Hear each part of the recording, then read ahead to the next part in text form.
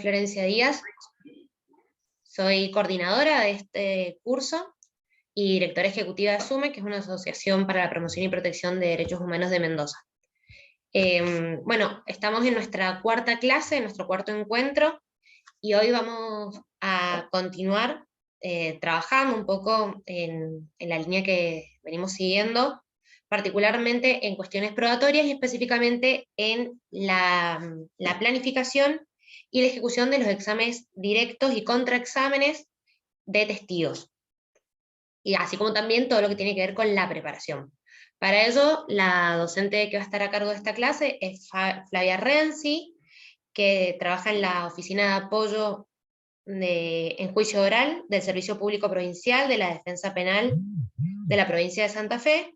Es docente en la Cátedra de Derecho Procesal Penal y Litigación en la Universidad Nacional de Rosario, y hace años viene trabajando en litigio estratégico. Así que le damos la bienvenida a Flavia y a todos quienes están acá. Esperemos que puedan aprovechar la clase y dejamos todos en tus manos.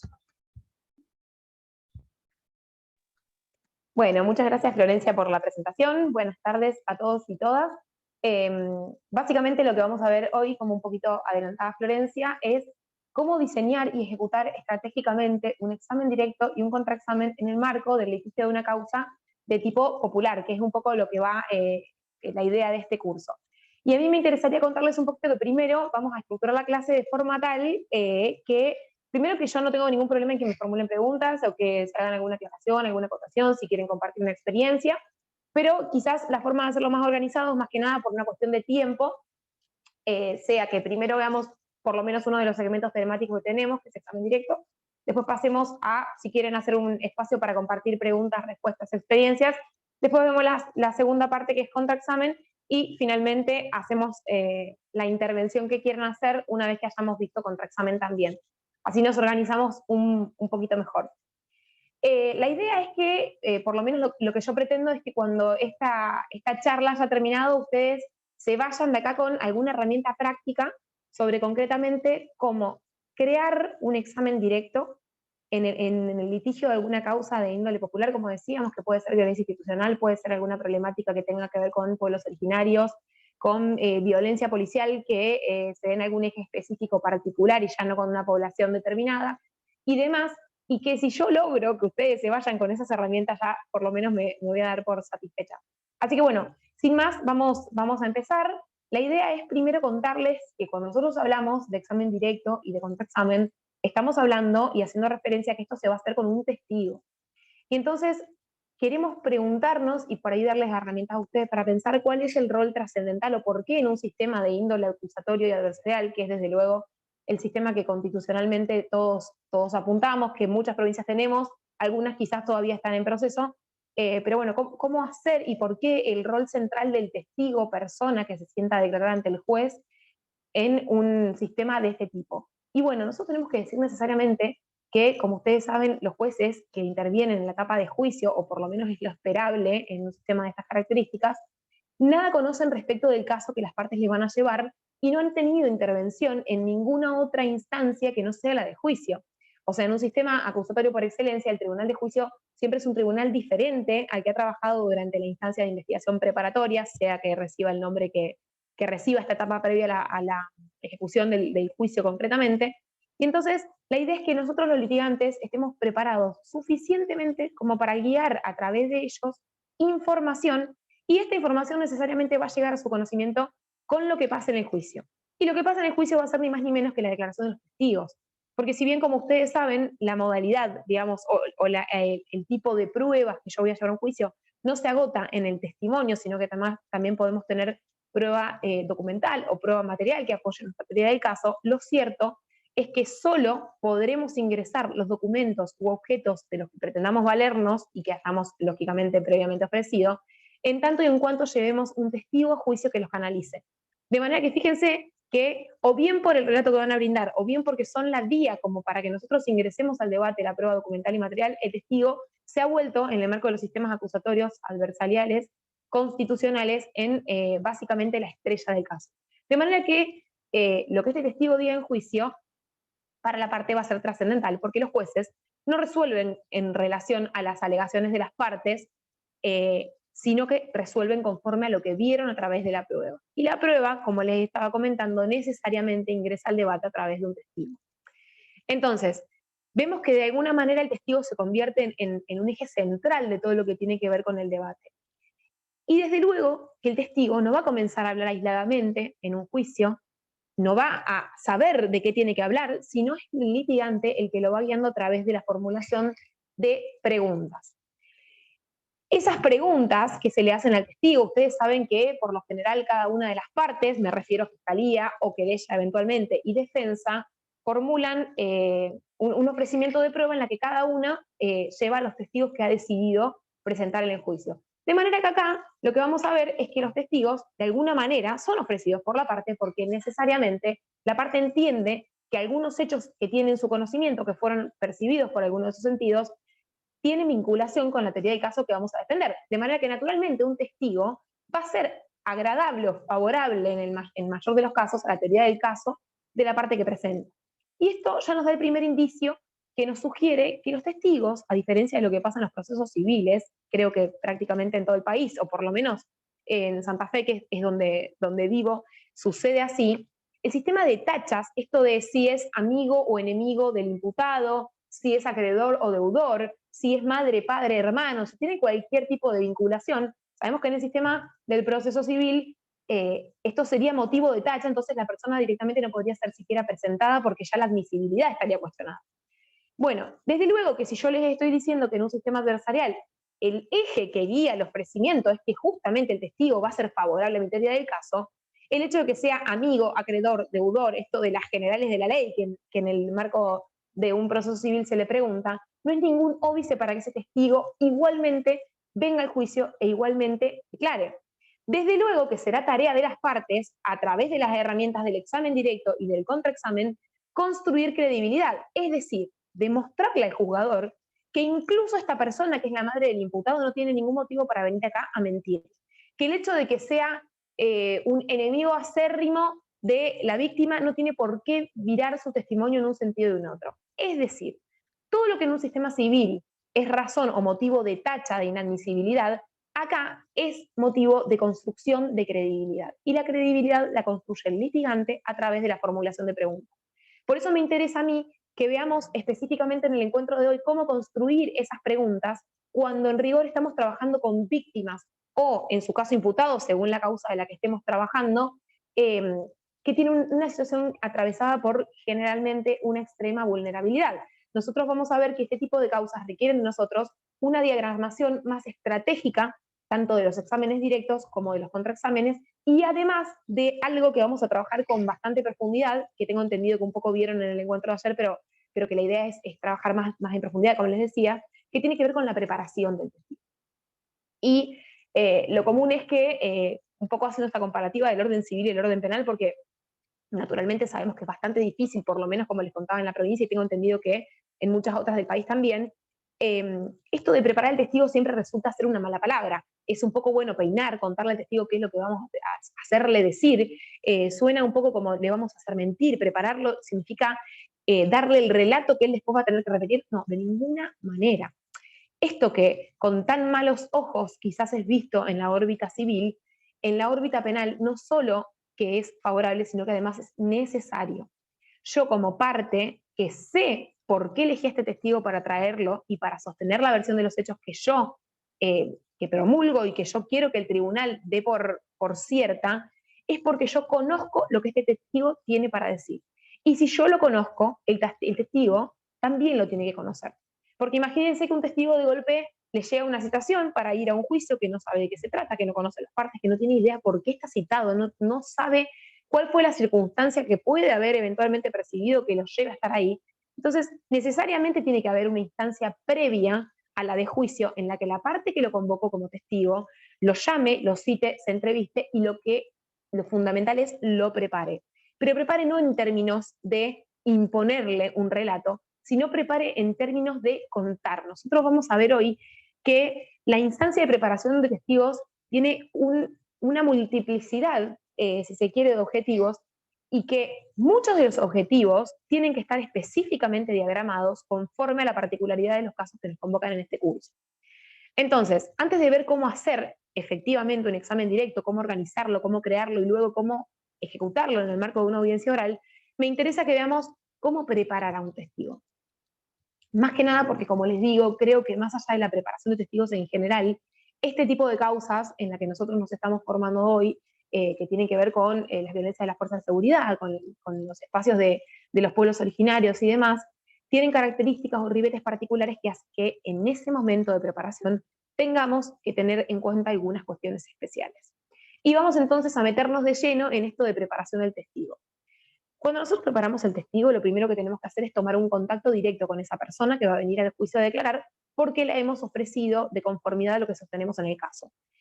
Y acá hago un paréntesis sintéticamente porque entiendo que lo están viendo desde los encuentros anteriores, pero por si hay alguna duda quedado, cuando una parte va a un juicio va a sostener una versión de los hechos. Esa versión de los hechos yo la tengo que alimentar en la prueba, o sea, el mero hecho de que yo afirme que los hechos sucedieron, yo me refiero a yo litigante y sea cual sea la parte que esté desempeñando en el debate, que yo afirme que sucedieron, no da credibilidad a mis dichos. Si no elijo prueba concreta, que venga al juicio a manifestar esos hechos y a darle explicaciones al juez de por qué esa persona tiene una relevancia para hablar de esos hechos y que, como decíamos antes, incorpore elementos y objetos al juicio. Porque solo si yo he diagramado estratégicamente una teoría del caso que haga que efectivamente esos hechos sean traídos a juicio a través de la prueba y que esos hechos junto con esa prueba me dan el marco jurídico que yo quiero utilizar en este caso en concreto, solo así voy a poder lograr que el juez sentencie o que intentar, por supuesto, que sentencie a favor de la versión que yo estoy proponiendo. Entonces, lo primero que vamos a hacer, decíamos, es convocar a este testigo. Nosotros tradicionalmente para preparar testigos, y hablo de mi experiencia trabajando en la oficina, como contaba Florencia, de juicios orales, tenía que ver con, bueno, llamar por teléfono a esta persona, citarla para que venga a las oficinas a mantener con ellos una entrevista. Pero bueno, sabemos todos que, bueno, el tema de la pandemia nos dificultó un poco esto de la presencialidad, del contacto físico con otras personas. Entonces empezamos como a utilizar un mecanismo que tiene que ver con las entrevistas telefónicas. De manera que esta preparación puede darse a través de cualquier vía, ya también podríamos usar el Zoom, que también lo hemos hecho porque hemos recurrido a estas herramientas, más que nada porque la pandemia nos lo impuso, pero no importa el formato que asuma la entrevista, yo tengo que entrevistar al testigo. ¿Y qué voy a hacer en esta entrevista? Lo primero que voy a hacer es presentarme, porque como ustedes saben, las personas a veces recurren, y particularmente en la institución en que me desempeño, recurren por el simple hecho de que están siendo convocados por una institución, entonces de alguna manera sienten cierto respaldo a acercarse y ver qué es lo que se necesita. Pero si nosotros como abogados particulares los queremos convocar a nuestros estudios, tenemos que primero contextualizar la razón por la que lo vamos a convocar y presentarnos y hacerle entender a esta persona que no sabe por qué está citada o que sabe pero que no sabe qué se pretende de ella en el marco de un juicio, por qué la necesitamos y la convocamos. Entonces vamos a comunicarnos con esta persona, nos vamos a presentar, le vamos a decir quiénes somos y por qué la estamos llamando, y le vamos a explicar básicamente por qué nosotros decidimos convocarla a juicio. Y desde luego que si decidimos convocarla es porque sabemos de alguna intervención concreta que haya tenido respecto del hecho que a nosotros nos sirve para avalar nuestra versión del caso. Lo más común es que existan actas que documenten alguna intervención de este tipo, entonces esas actas que valen en un juicio oral como declaraciones previas y no como documental, nos van a facilitar a nosotros la información con la que el testigo cuenta, o porque a lo mejor, supongámonos que estamos ejerciendo el rol de la defensa en el contexto de nuestra entrevista con nuestro defendido, esa persona nos manifestó que tal o cual persona estaban presentes, que tal o cual persona tienen información sobre lo que pasó, o porque de alguna manera obtuvimos información de que esta persona sabe algo relevante para nosotros, es que la vamos a convocar y le vamos a hacer saber este contexto en el que nos resulta importante. Tenemos que tener acá en cuenta una serie de situaciones. Primero, la gente no está habituada a participar de juicios, salvo que estemos hablando de personal médico, personal policial, o de alguna manera gente que se vincula constantemente con el sistema. Los testigos legos, por llamarlos de alguna manera, no saben en qué consiste un juicio oral.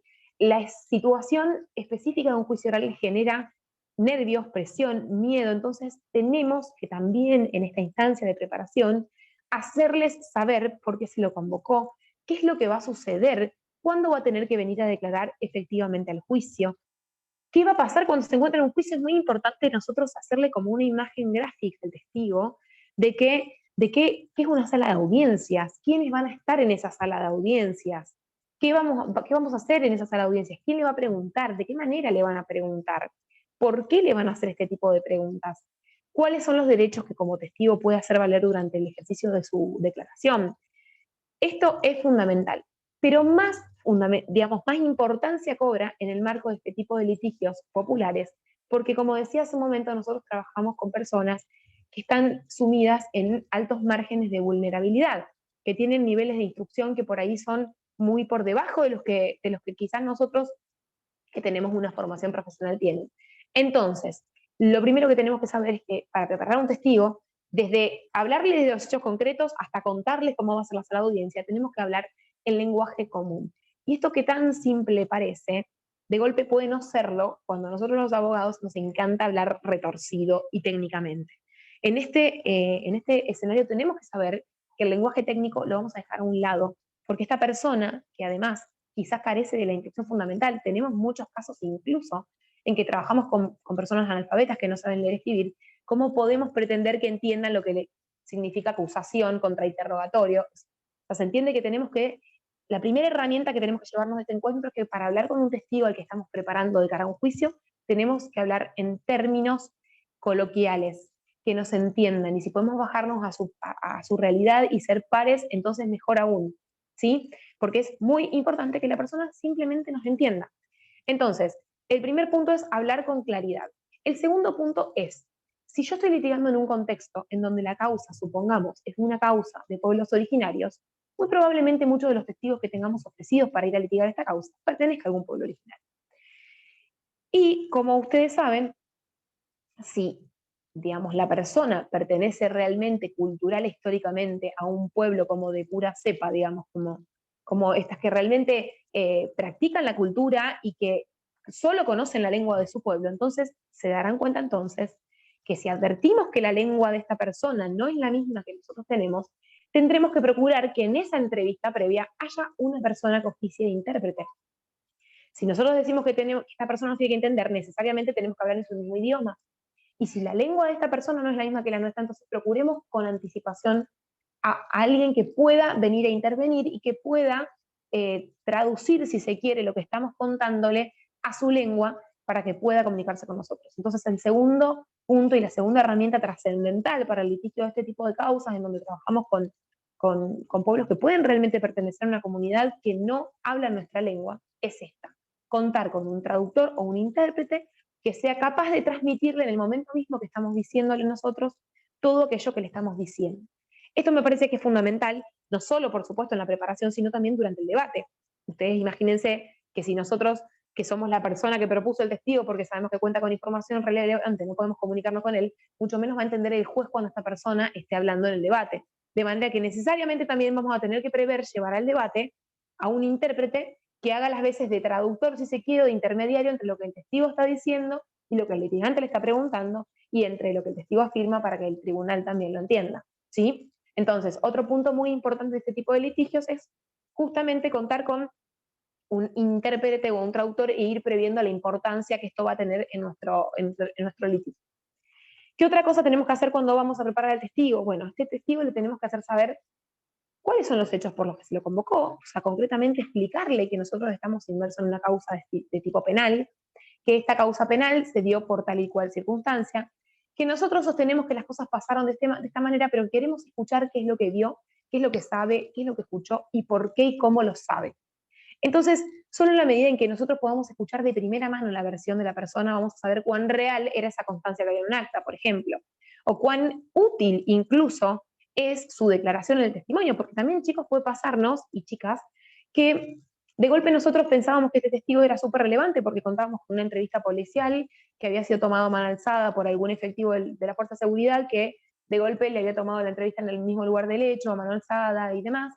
Y de golpe esta persona viene y dice, no, mira, la verdad que a mí me preguntó policía, pero no tengo idea que anotó porque yo no sé ni leer ni escribir, entonces eso que vos me decís que dijo, la verdad que yo nunca lo dije.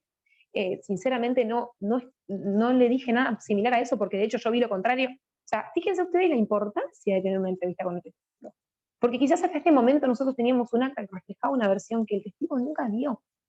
Y lamentablemente no debería sorprendernos que suceda, porque muchas veces pasa que cuando las entrevistas son tomadas en un contexto determinado, en una situación determinada, en un horario determinado, y por parte de personal que está adecuado a trabajar este tipo de causas, y bueno, por ahí no debería sorprendernos que estas cosas pasen. Y de hecho, les digo, nos ha pasado en un montón de oportunidades. Esto de que aparece en la entrevista que obra en el legajo, por ejemplo, fiscal, que dice, leyó y firmó de conformidad, y nos encontramos que entrevistamos en la preparación de testigo a una persona que nos dice, yo nunca fui a la escuela, y a mí no me enseñaron nadie a leer y escribir. Entonces, ¿cómo puede haber leído de conformidad y firmado de conformidad alguien que ni siquiera sabe lo que está plasmado? ¿No? Entonces, la importancia de esto, de conocer a la persona para saber cuál es la información con la que realmente cuenta, más allá de cualquier registro que hable en cualquier tipo de acta, y además, esto de que cercioremos si realmente esta persona cuenta con esa información que nosotros juzgábamos como relevantes para construir nuestro caso. Si la respuesta es no, entonces quizás tendremos que ser lo suficientemente inteligentes para decirle, bueno, gracias por todo, no vamos a volver a molestarlo y eventualmente decidir desistirlo para la instancia del debate oral. Se supone que todo esto nosotros ya lo chequeamos antes al momento de ofrecerlo. Pero bueno, no vamos a ser hipócritas y la vida real a veces supera, y más en una institución como la defensa pública en la que yo trabajo, la expectativa supera la realidad porque los tiempos verdaderamente a veces no son los que necesitamos para tener este tipo de entrevistas antes de la audiencia de ofrecimiento de probatorio. Entonces lo cierto es que contamos, como les decía, con algún acta o una entrevista que refleja algo que luego suele no ser tal.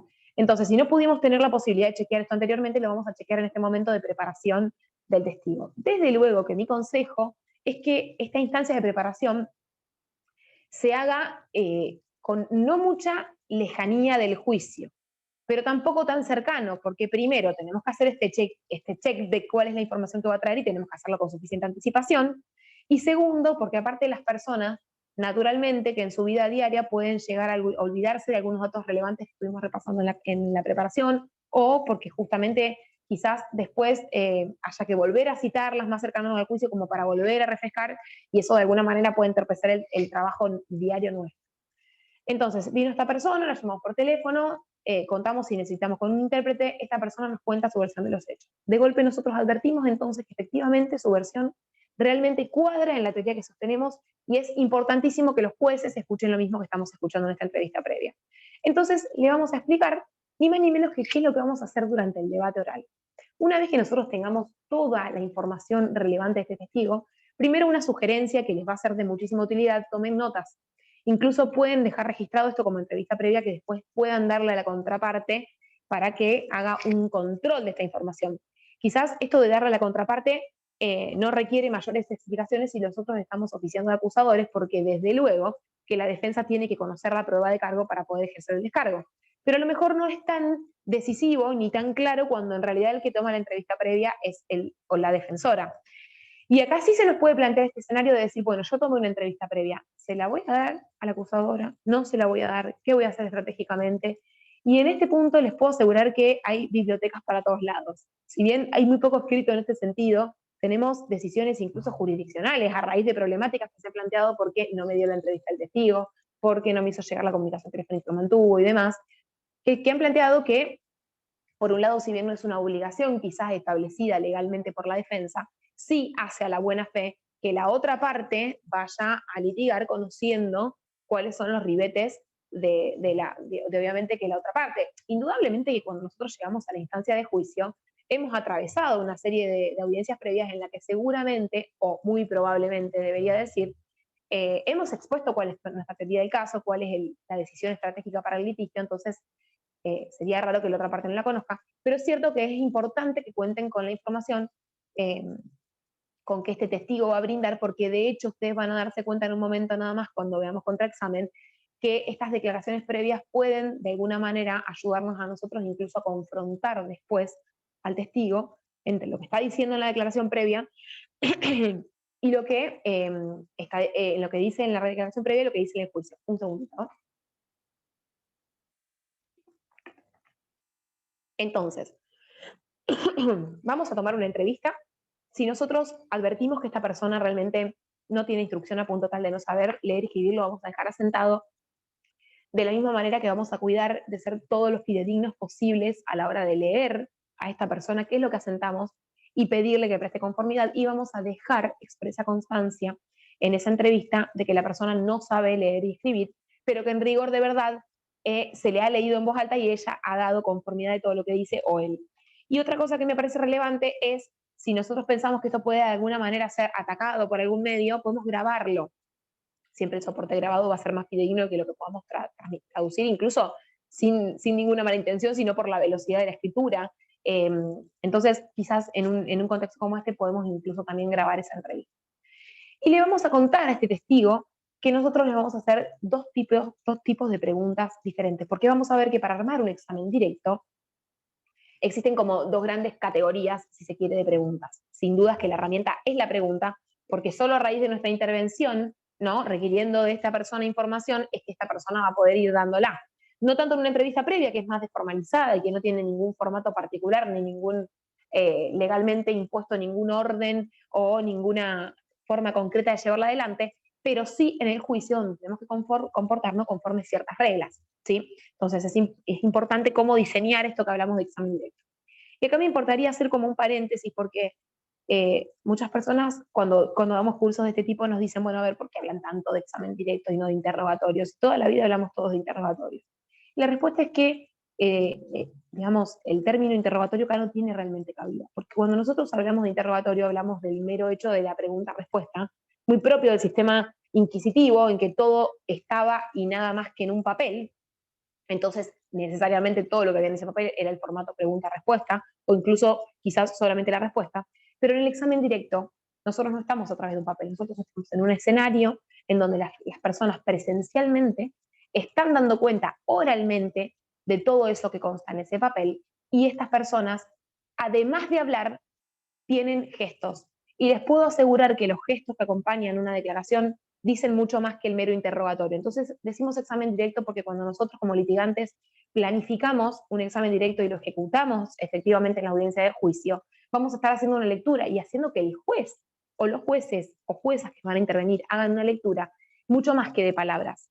Porque creo que todos estaríamos de acuerdo en pensar que si una persona, mientras está hablando, empieza a sudar y a temblar, probablemente esto acompañado del modo en que dice su relato nos diga algo respecto de que puede haber una parte de su relato que nos acierta, o este nerviosismo puede estar diciéndonos algo más que las propias palabras, o si una persona verdaderamente logra llorar porque se conmueve, porque se toma y le toca, necesariamente eso genera un impacto en los jugadores y las jugadoras.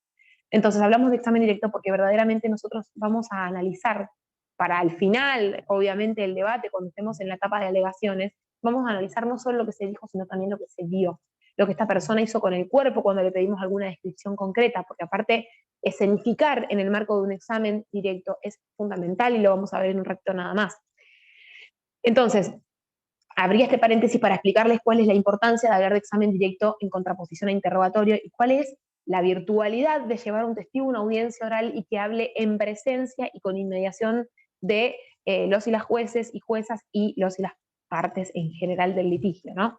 Entonces, dijimos hasta acá que le vamos a tomar una entrevista o que podemos, la entrevista por supuesto en un sistema acusatorio desformalizado no tendría por qué contener ningún formato en particular, simplemente una anotación en la que quede constancia de quienes estuvieron presentes en esa entrevista, de qué fue lo que se habló y de que hay una conformidad de la persona entrevistada de alguna manera dejar su huella, una firma o un consentimiento de que fue eso y no otra cosa lo que se habló.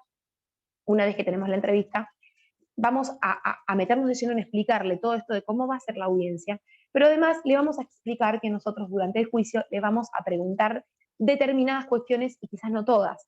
Nosotros podemos encontrarnos en el marco del litigio de una causa con una cantidad innumerable de personalidades y de alguna manera de perfiles diferentes de testigos. Podemos de golpe advertir que estamos frente a un testigo que es sumamente verborrágico, entonces no para de hablar y nos estamos dando cuenta de que la información que para nosotros es relevante naufraga o navega en un mar de información que no hace entender el caso y que por supuesto que si nosotros no ponemos el eje en la información relevante tampoco van a poder poner los jueces y las juezas.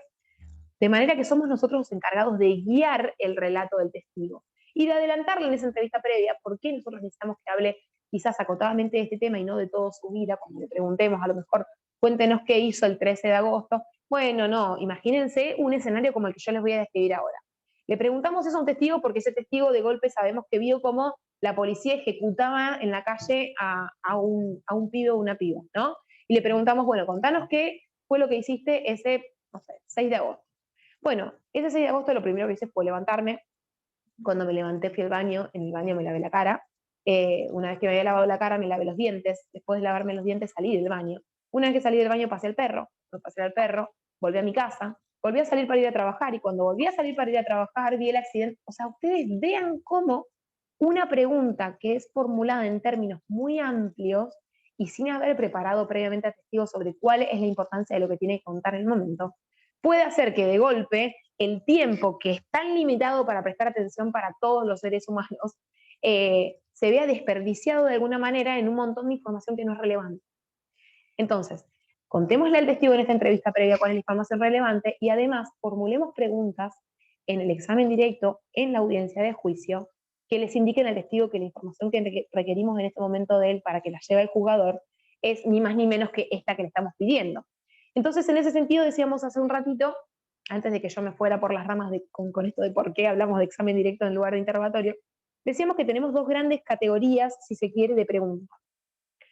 Yo les decía, cuando empezamos a hablar del tema de examen directo, les contaba que nosotros acá no hablamos de cuestiones de admisibilidad, si hay alguna vinculación específica de la persona con la parte, sino de credibilidad. ¿Cómo hacemos para construir la credibilidad? ¿Cómo hacemos para hacerle saber al juzgador que este hecho de que sea amigo, enemigo, acreedor o deudor no va de ninguna manera a contaminar lo que efectivamente nos viene contra esta persona? Lo hacemos con preguntas. Y esas preguntas se llaman preguntas de acreditación. Las preguntas de acreditación lo que buscan en el relato de un testigo es extraer de la persona que está declarando información que sirva para que el juez entienda por qué esta persona está vinculada de alguna manera a esta causa, cuál es la formación particular que tiene como para venir a hablar de este tema, cuál es la vinculación con las partes que hace que hoy en día esté sentado o sentada acá contando este relato, ¿sí? Y ni que hablar de la importancia de la acreditación en las causas en que trabajábamos con segmentos vulnerables de la población. ¿Por qué tiene una importancia trascendental en este ámbito? Porque nosotros pensemos sin más que estamos litigando a lo mejor, o sea, desde luego que esto se nos pueden generar un millón de escenarios en función de el rol que estemos cumpliendo y la causa que estemos litigando. Vamos a suponer, por ejemplo, un escenario en que nosotros estamos litigando alguna especie de desalojo a un pueblo originario que viene siendo sometido sistemáticamente al desapego de sus tierras que tan relevante y tan significativo son en su comunidad. Entonces, ¿ustedes creen que es importante o que no es importante que esta persona dé cuenta en la acreditación de cuántas veces sufrió un desalojo en su vida? Si nosotros pensamos que es transversal a nuestra teoría del caso, esto de la estigmatización que sufren los pueblos originarios en la historia, más de nuestro país y con todos los antecedentes que tenemos. ¿Ustedes creen que esta pregunta realmente va a sumar? Y yo creo que desde luego.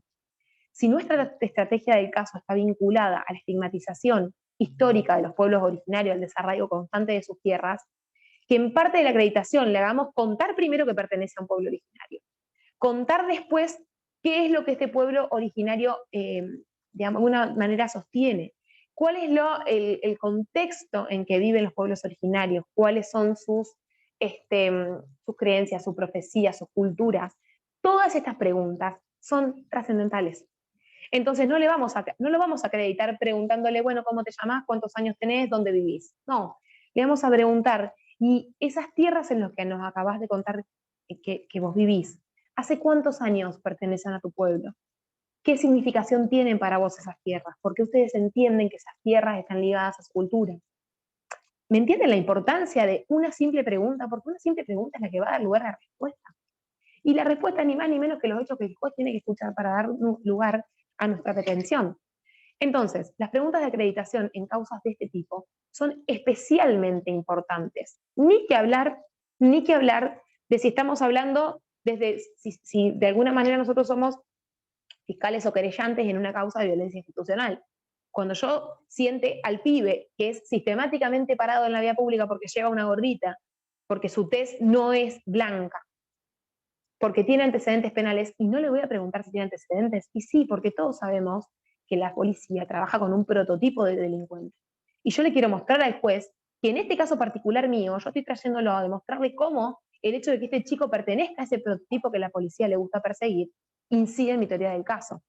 Entonces, ¿entienden cómo la acreditación no es meramente preguntarle simplemente dónde vivís, cómo te llamás y a qué te dedicas, sino que va mucho más allá y más en este tipo de litigios estratégicos? Entonces, trascendental cuando nosotros vamos a hacer un examen directo en este tipo de segmentos, que la acreditación vaya más allá de la simple pregunta para que el juez vea quién es. Queremos que vea quién es realmente y cómo sistemáticamente es perseguido en este sentido y por su condición o por su pertenencia a determinado grupo o cultura, ¿sí? Y acá se me ocurre que hay otra cuestión que va a ser sumamente relevante si nosotros estamos litigando justamente en un caso donde hablábamos que trabajamos con un pueblo originario. Puede sucedernos, porque quizás nosotros no pertenecemos a esa cultura y a ese pueblo en concreto o a esa comunidad, puede sucedernos que nosotros no conocemos cuál es el ámbito en que se desempeña, no sabemos cabalmente cuáles son sus culturas, sus costumbres y cómo eso incide necesariamente en los hechos que sucedieron ese día determinado por el que estamos litigando. Entonces, es muy importante, y esto se los cuento porque aparte nos ha pasado en casos puntuales en que hemos trabajado con personas pertenecientes a la comunidad QOM, que además de contar con un intérprete, hemos tenido que contar con un antropólogo o antropóloga. Porque solo a estas personas, desde luego que nosotros podemos requerir a nuestro testigo, a nuestro imputado o a nuestra víctima, le podemos requerir sin ningún tipo de problemática que nos cuente. Pero quizás contar en primera persona algo que alguien da por sentado porque es su forma de vida desde siempre, sea un poco más difícil. Entonces, si nosotros podemos contratar, de alguna manera, conseguir el contacto de algún antropólogo o antropóloga que nos pueda dar cuenta de cómo vive, cómo se desarrolla, en qué contexto se manejan estas culturas, entonces ellos van a ser fundamentales a la hora de que sepamos qué preguntas formularle al testigo. ¿Se dan cuenta? Porque si de golpe nos enteramos por medio de este antropólogo o antropóloga que nos está colaborando en la causa, que las tierras tienen una significación particular porque ancestralmente esto quiere decir tal o cual cosa, entonces, si no sabíamos eso, ¿cómo vamos a saber que tenemos que preguntar por el significado de las tierras? ¿Sí?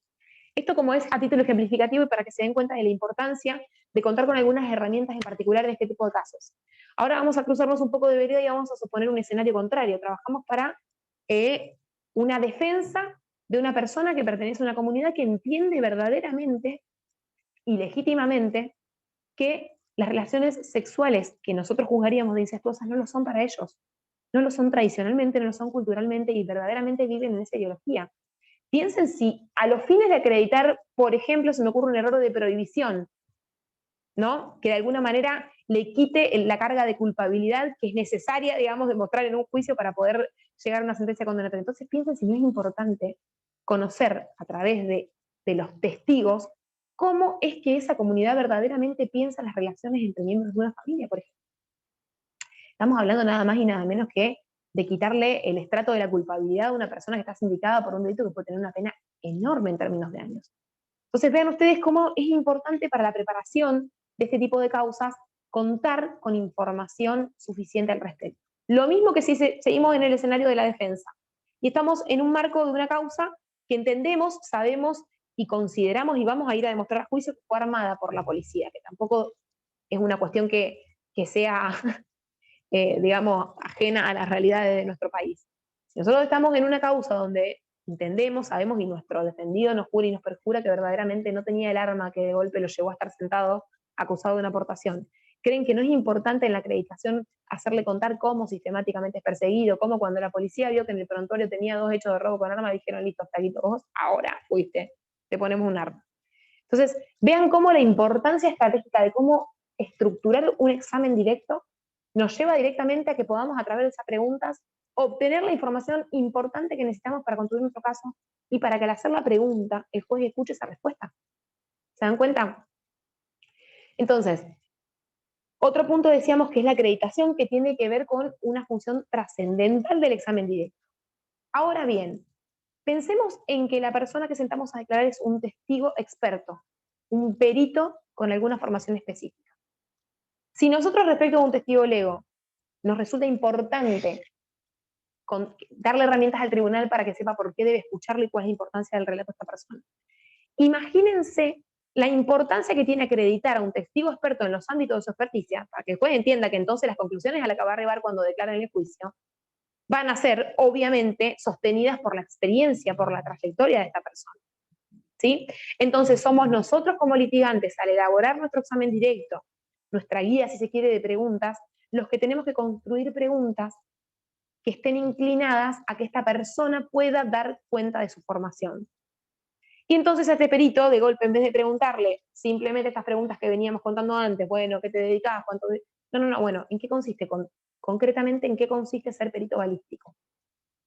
¿Cuántos años hace que usted se dedica a esto? ¿Qué cantidad de pericias mensuales usted realiza? ¿Ha recibido alguna vez una sanción en el desempeño de su trabajo? ¿Con qué formación académica cuenta para poder habilitarse como balístico? ¿Cuáles son las materias que cursa? Porque esas materias resultan relevantes para su formación. ¿Se entiende cómo de golpe todas estas respuestas que la persona va a dar a mi pregunta van a hacer que después entienda que esta persona está sobradamente formada como para hacer después las consideraciones que haga en el marco de lo que sería el segundo grupo de preguntas? ¿Se entiende cuál es la importancia de la acreditación? Yo veo algunas cabezas que hacen que sí y sigo, pero de todas maneras veo que están escribiendo en el chat, me saltan como globitos que no llego a leer porque se me bajan, pero quédense tranquilas, porque en unos minutos nada más, cuando hayamos terminado de ver todo examen directo, vamos a hablar al respecto de las preguntas y dudas que surjan, y después vamos a pasar al contraexamen una vez que hayamos zanjado todas estas cuestiones. Entonces, hablábamos de la importancia de la acreditación y la importancia cabal que tiene que se esté orientado, ¿no es cierto?, esas preguntas en un segmento determinado de población con la que vamos a trabajar. Ahora entonces vamos a ver qué otras preguntas disponemos para llevar adelante un examen directo. El examen directo se caracteriza porque la persona que viene a brindar la información es la protagonista y no el litigante. ¿Esto qué quiere decir? A mí me interesa sintéticamente hacer una pregunta para que quien efectivamente cuente las cosas como fueron sea el testigo y no yo. Es decir, si yo hago una pregunta que sugiere la respuesta, desde luego que el testigo, que como ya sabemos porque lo vimos hace un ratito, es favorable a mi teoría del caso, obviamente que va a dar razón a mis dichos. Entonces lo importante acá no es que dé razón a mis dichos, sino que dé sus dichos. Y en ese contexto, que las preguntas que se van a formular en el marco de un examen directo son preguntas abiertas y preguntas eventualmente cerradas, pero no preguntas sugestivas. Las preguntas abiertas son aquellas que invitan en su formulación a que el que relate o la que relate sea la persona que está sentada en el banquillo de los testigos. Y son esas que empiezan sintéticamente como qué, cuándo, cómo, dónde. Porque si yo le digo dónde estabas el 6 de octubre, no es lo mismo que yo le digo, viste que vos estabas el 6 de octubre en la toma que hubo en la tierra. O sea, claramente que el litigante aporte esa información hace que se caiga la credibilidad del testigo, porque no sé quién la está diciendo, sino el litigante. Y ya dijimos que las alegaciones de los litigantes no tienen convicción probatoria alguna en el entendimiento de los jueces y las juezas. De manera que las preguntas que vamos a usar van a ser preguntas abiertas, como las que les contaba hace un momento, y vamos a usar preguntas cerradas, que son las que dan opción a un ámbito de respuestas limitadas. O sea, yo sin sugerirle a la persona la respuesta que me tiene que dar, le voy a decir, bueno, nos hablaste de un auto de la policía, ¿de qué color era ese auto? Bueno, obviamente que es cerrada porque solamente le estoy preguntando por un color. Pero en ese marco, la persona que está sentada declarando como testigo me puede decir blanco, negro, rojo, amarillo, azul. Yo no la estoy limitando ni condicionando en su decir, y sus dichos son espontáneos de él o ella, o ella. Entonces, hasta acá, este segundo grupo de preguntas son las que tienden a obtener del testigo qué cosa. Y nosotros podemos buscar distintos objetivos en el examen directo. Por supuesto, construir la credibilidad del testigo, que lo hablamos hasta recién con las preguntas de acreditación. Pero además yo puedo buscar relatos de hechos que sostienen la teoría del caso que yo estoy planteando, o relato de alguna cuestión que haya percibido por sus sentidos que da validez no solo a su relato, sino al relato de algún otro testigo que está en mi lista de testigos. O sea, construir credibilidad de mi testigo, y puedo buscar también en el examen directo, si tengo herramientas para hacerlo, construir credibilidad de algún otro testigo que sea relevante y que yo voy a convocar al juicio. Puedo además también buscar obtener de mi testigo información relevante para desacreditar la teoría del caso de la parte contraria. Si la parte contraria llevó dos testigos que decían el auto era blanco, y yo llevo un testigo que dice yo estaba ahí, estaba parado 1 metro y el auto era azul. Entonces ven cómo la pregunta que yo le hice a mi testigo tiende a desacreditar la teoría del caso de la contraria, ¿sí? Entonces, ese es otro de los objetivos que yo puedo tener. Y otro de los objetivos, y este claro que es fundamental, lo hablábamos hace un momento, es usar al testigo como vía para que ingresen los documentos u objetos al proceso. Porque solo en la medida en que algún testigo sea capaz de circunstanciar qué es este objeto o documento, por qué tiene alguna incidencia o relevancia en este caso, qué vinculación tiene con este caso, y cómo es que accedió al conocimiento de eso y es el testigo idóneo para viabilizar el ingreso a juicio, es que vamos a poder entonces ingresar a esta prueba. Fíjense qué importante. O sea, de golpe, fíjense que nosotros ofrecimos, no sé, vamos a suponer un arma que fue secuestrada, y no llamamos ni al testigo que la secuestró, ni al que le abrió la cadena de custodia, ni al perito que la peritó. Entonces, ¿cómo vamos a hacer para meter este arma en el juicio? Los objetos y los documentos no hablan por sí solos, necesitan de alguien que circunstancie su existencia, su legitimidad, su veracidad, su relación con los hechos. De manera que entonces vamos a estar preparados en el momento de ofrecimiento de prueba para ofrecer cuál es el testigo idóneo que en mejores condiciones se encuentra de ingresar o viabilizar el ingreso de un documento o un objeto. Y también hay preguntas específicas para eso. En realidad existe como una serie de pasitos, si se quiere, para incorporar evidencia al juicio, que tiene que ver con preguntas que primero tiendan a que el testigo, antes incluso de que le exhibamos siquiera el objeto, esté en condiciones de contarnos, de nombrarnos ese objeto. Bueno, contanos, entonces, ¿qué era lo que tenía esta persona en la mano? Era un arma. ¿Cómo sabes que era un arma? Bueno, en realidad porque tenía forma de pistola, yo mucho de arma no sé, pero podía ver claramente que parecía un revólver. Y esto que vos decís que era un revólver, ¿de qué color era? Bueno, era negro y gris, tenía las cachas de manguera. Ok. Si yo te exhibiera, ¿vos estarías en condiciones de decirme si efectivamente esta era el arma? Y recién ahí voy a ingresar o solicitar al tribunal que me permita ingresar lo que voy a llamar evidencia, ¿no? Para que en ese caso, acá veo que me dice que tenía en la mano es indicativa. Sí, obviamente que depende del contexto, podría ser subjetiva. Obviamente, yo lo hice partiendo de la base de presuponer que quizá el testigo en su alocución dijo tenía algo en la mano, lo vimos que tenía un arma en la mano o algo así, pero desde luego que si el testigo espontáneamente no hizo referencia a que había algo en la mano de alguien, preguntarle qué tenía en la mano es sugestiva, y eso por supuesto habilitaría una objeción de la otra parte que en el mejor de los casos debería ser, efectivamente debería hacerse lugar. Pero bueno, agradezco esto de que me escriben como muchas cosas, pero en rigor eso de usted tenía algo en la mano también es sugestiva, y la vamos a ver que en realidad va más en el marco de un contraexamen. Pero lo que decimos es, hasta que el testigo no haya nombrado espontáneamente el objeto, y nosotros, a raíz de preguntas que pueden ser abiertas o cerradas, les hemos preguntado por las características, no vamos a poder ingresarlo. Y recién ahí, cuando ya las nombró y las caracterizó y nos dio cuenta de cómo estuvo en contacto con este elemento, vamos a solicitar exhibirle al testigo lo que hemos marcado como la evidencia, por ejemplo, número 1. Y lo que vamos a hacer en este momento es acercarle la evidencia y preguntarle qué es esto que le estamos mostrando. Porque si nosotros le decimos, mira, este es el revólver que vos dijiste, eso es más indicativo todavía que la pregunta de recién, ¿sí? Entonces, le vamos a acercar este elemento y le vamos a decir, ¿podés contarnos de qué se trata lo que estás viendo?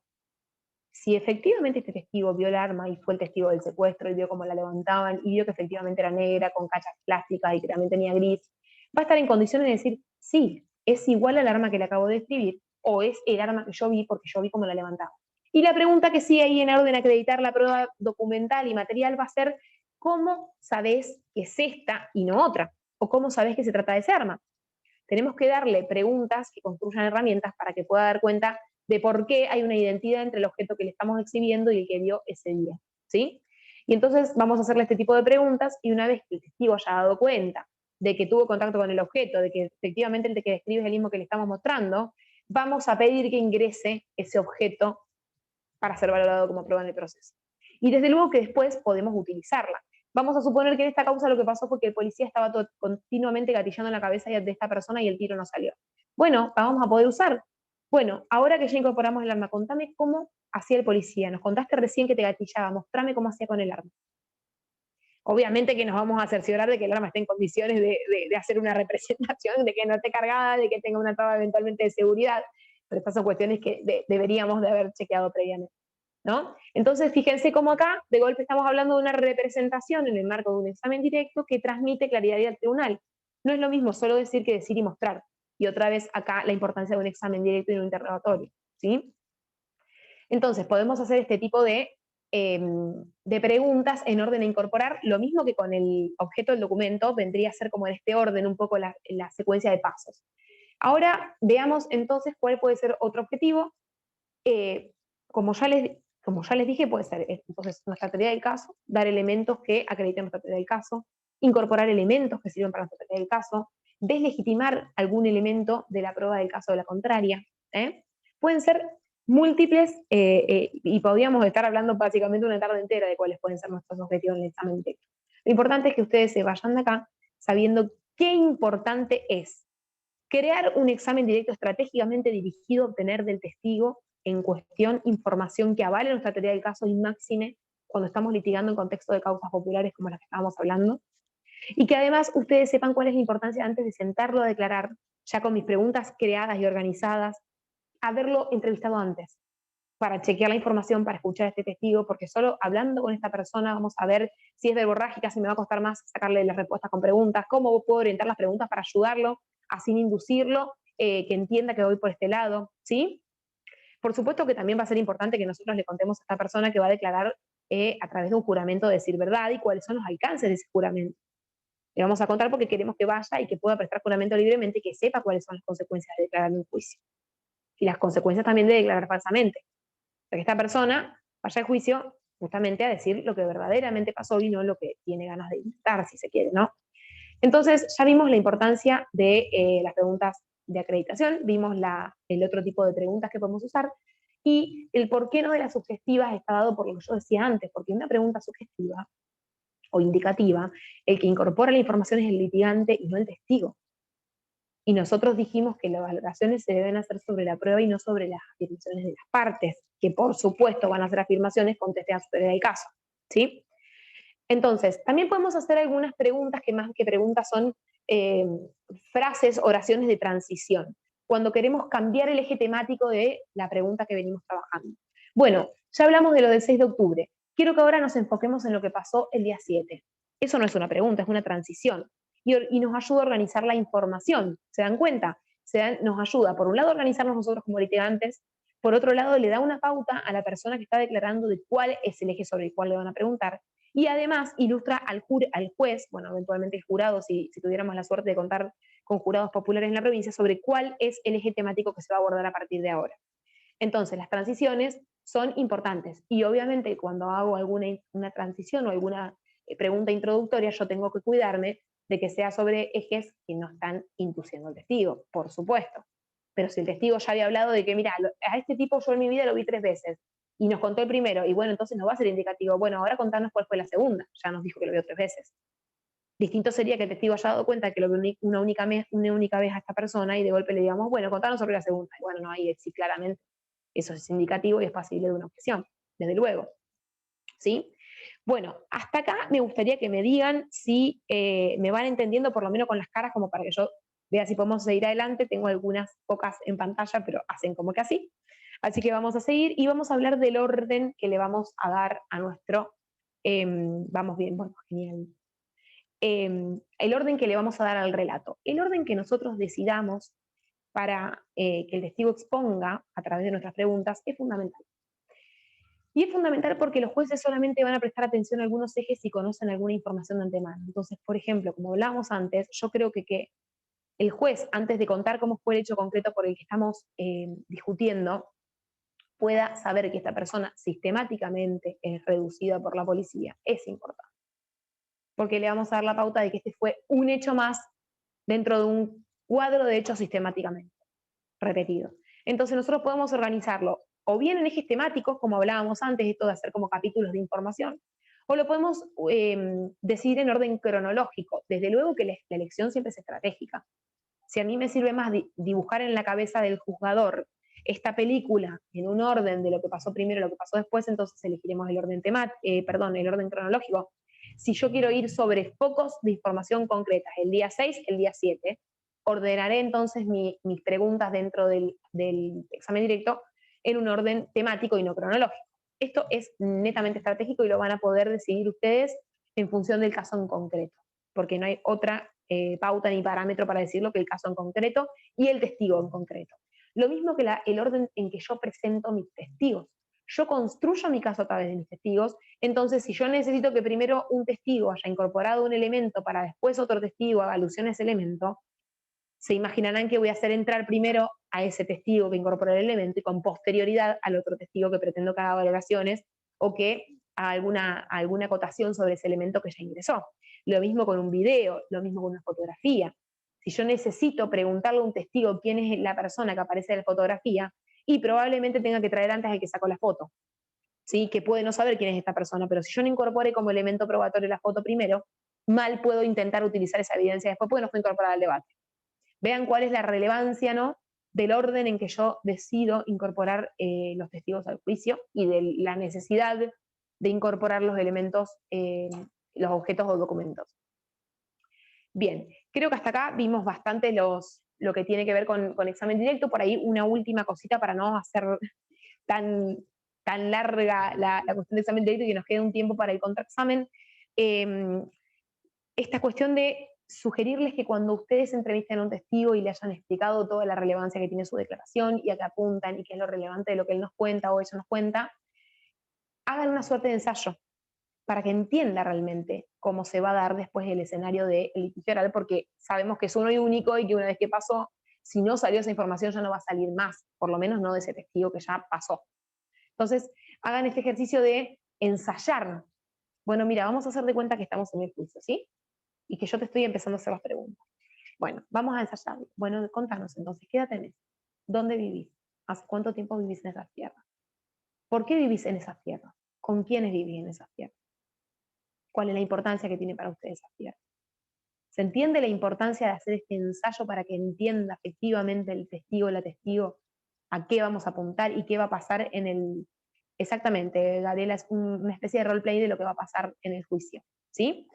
Y también tenemos que adelantarle a esta persona que está con nosotros reunida, que así como nosotros formulamos pregunta de examen en directo, después va a venir el contraexamen, que lo vamos a ver en un instante nada más. Y que en ese contraexamen la parte que le va a preguntar no va a ser amigable a nuestra teoría del caso, ni tampoco a sus afirmaciones, muy probablemente, ¿sí? Y que también esa persona va a poder preguntar de una forma mucho más indicativa y sugerente y sugestiva. Entonces, tenemos que hacerle saber al testigo que antes de contestarnos de un tiempo, porque ese tiempo nos permite objetar, y ustedes saben que la objeción es tan estratégica como todo el resto del caso. Si yo no la hice en tiempo oportuno, no la hago más porque si el testigo contestó, por mucho que objete la información, ya ingresó a la cabeza del jugador. Entonces le vamos a contar que espere un ratito antes de contestar para darnos un microsegundo de pensar si efectivamente esta pregunta es digna de ser objetada, ¿sí? Dejarlos tranquilos de que si efectivamente se sienten hostigados por la otra parte, tenemos herramientas para parar el relato de la otra parte y para parar ese hostigamiento, ¿sí? Entonces adelantarles todas estas cuestiones también es importante porque es muy feo y es muy incómodo y es muy perjudicial para el litigio de los casos estratégicos que la persona no tenga idea de a qué se está sometiendo.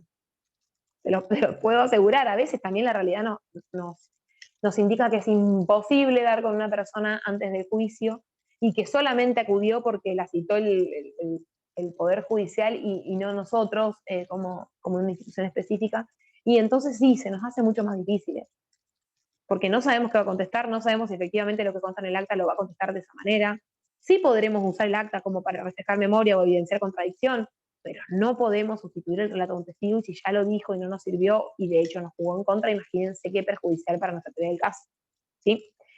El proceso de refrescar memoria que yo hacía alusión hace un momento nada más, tiene que ver con un testigo que estando declarando realmente le hacemos una pregunta y su respuesta es sinceramente no recuerdo. ¿Es válido que un testigo no recuerde? Y desde luego, o sea, nosotros pensemos que tenemos sistemas en los que el juicio se lleva adelante por lo menos entre un promedio de 2 y 3 años posterior a los hechos. Nada más así en la provincia de Santa Fe, imagino que en otras provincias incluso esto puede ser peor. Entonces, lógico y es legítimo que un testigo se olvide. A menos que justo se olvide del momento en que vio como el autor de los hechos le disparaba en la cabeza a la víctima. Eso claramente sería muy dudoso que se lo olvide. Entonces, si el olvido es significativo, pero no es trascendental porque un olvido de esas características, digamos que impactaría muy fuertemente en la credibilidad del testigo, le vamos a hacer un proceso de refrescar memoria. Ese proceso tiene que ver con que nosotros contamos con una declaración previa porque ya la tomamos en la entrevista anterior o porque surgía del legajo de investigación, sea de la parte fiscal, de la querellante o de la defensa, y en esta entrevista previa estaba consignado ese dato que de golpe el testigo ahora olvidó, entonces será relevante primero hacerle decir que declaró en otra instancia. Preguntar, hacer preguntas que lo lleven a él a contar que no es la primera vez que declara por este hecho, que lo ha hecho en otras instancias, por ejemplo. Y después que lo lleven a decir en qué contexto declaró para nosotros dignificar esa declaración. Estaba el fiscal, ese fiscal estaba con un asistente y me hacían preguntas y yo contestaba. ¿Y qué te preguntaban? Lo mismo que declaré de acá. Bueno, entonces, sobre este punto, ¿recordás haber contado? Sí, sí, no me lo acuerdo ahora, pero lo conté. Bien, ¿y qué pasó con esa declaración? La firmé, me la leyeron. ¿Ven cómo vamos legitimando a través de preguntas lo que dice ese contenido anterior? Porque como sabemos, lo que vale en un juicio acusatorio es el relato del testigo, no el acta que documenta sus dichos en una sesión anterior. Pero si queremos usarla para refrescar la memoria, tenemos que validar esa declaración anterior, porque si no, no tiene ninguna legitimidad y podemos mostrarle cualquier cosa, claramente que eso no se los va a permitir, ¿sí? Entonces, una vez que legitimamos que efectivamente declaró, que lo hizo con condiciones de garantía, le exhibimos el documento donde constan sus dichos y le preguntamos otra vez, ¿qué es esto? Es mi declaración, ¿cómo la reconoces? Tiene mi firma acá, este es mi nombre, este es mi apellido, yo dije tal y cual cosa. Bueno, concretamente, ahora, ¿te acordás qué hora era ese día? Ah, sí, sí, acá dice que eran las 9, entonces seguramente eran las 9 porque esa declaración la di antes, mucho antes de mi tiempo, ¿sí? Esta es otra herramienta que podemos utilizar en el examen directo si un testigo manifiesta algún tipo de olvido en la secuencia de preguntas que le estamos haciendo.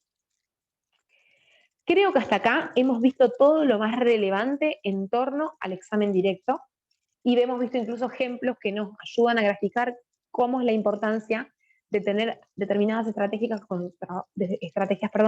cuando trabajamos causas que tienen esta particularidad de ser de algún orden colectivo, ¿sí? Hasta acá estamos claros. Ahora, si quieren, vemos un poco lo que estuvo pasando en el chat y hacemos un segmento de preguntas, pero recuerden que todavía nos falta todo lo que es contraexamen, así que la idea es que podamos concretar esto y después vamos a lo que es contraexamen. A ver si en el chat encuentro algo. Lo contextual y situacional es por demás importante. Sí, desde luego, es lo que nosotros estábamos contando. Acá me preguntan, ¿la Fiscalía también comparte sus testigos a Defensoría? En realidad, debo decir que la Fiscalía está obligada a compartirle a la defensa cuál es la información que va a traer un testigo de juicio.